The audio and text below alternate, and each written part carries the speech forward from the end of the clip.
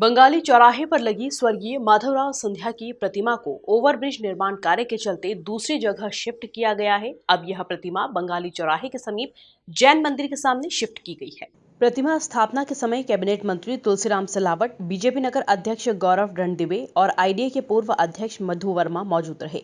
इस दौरान मंत्री तुलसी सिलावट ने फ्लाईओवर का दौरा भी किया। उसके बाद पूजन कर स्वर्गीय माधवराव सिंधिया की प्रतिमा को स्थापित भी किया।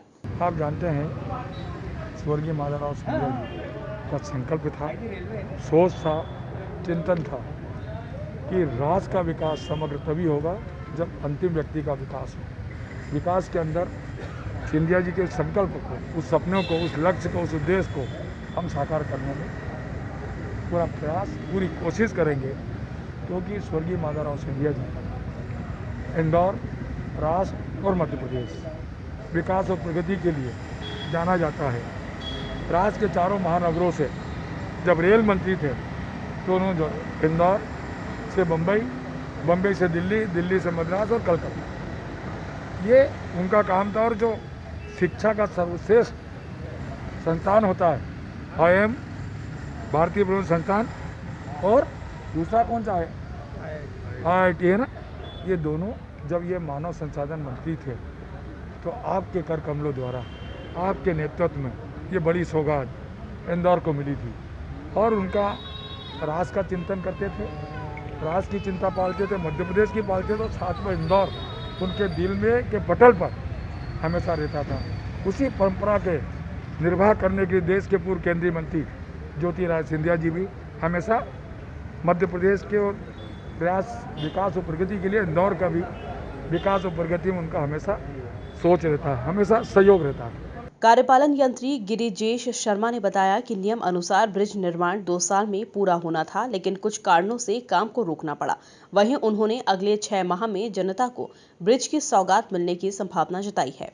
देखिए क्या है कि ये प्रतिमा स्थल जो है, ये प्रतिमा स्थल पर हमारे 2 पियर अभी खड़े होना है।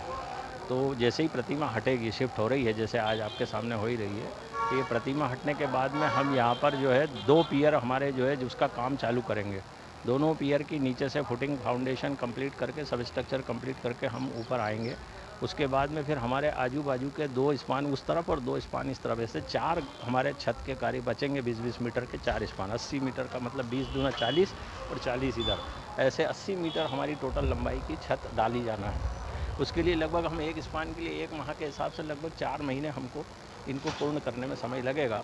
और साथ में फिर इसके बाद में जो फिनिशिंग के काम होते हैं, जैसे वियरिंग कोट है, थोड़ा रेलिंग का काम है, या रंगाई पुताई फिनिशिंग के काम है, उसमें 1-1.5 माह का समय अतिरिक्त और लगने की संभावना। इस प्रकार कुल 5-5.5 माह के अंतर में हम ये पूर्ण का लक्ष्य रखा है हमने, पूर्णता का। ये लगभग जो है 550 मीटर के आसपास जो है लंबाई में बना हुआ है। और इसको वैसे तो 2 साल में पूर्ण करना था, लेकिन आपको मालूम है जैसे कि ये बीच बीच में अपनी समस्याएं आ गई, जैसे कि लॉकडाउन लगा और कोरोना के कारण जो हमारे टेक्निकल स्टाफ है वो भी पलायन कर गए, और मजदूरों के पलायन से इस कार्य में थोड़ा सा विलम्ब हुआ है। और अब जैसे ही ये मतलब जो कार्य प्रारंभ करेंगे, और यदि कोई अड़चन किसी प्रकार की नहीं आती, प्राकृतिक या कोई आपदा नहीं वापस से घेरती है, तो अपन इसको बिल्कुल जल्द से जल्द पूर्ण करेंगे। 4-5 माह के अंदर, बिल्कुल 5-6 माह में पूर्ण करेंगे। बहरहाल अब देखना होगा कि कितनी जल्द जनता को इस ब्रिज की सौगात मिल पाती है। Bureau report, MP news, Indore.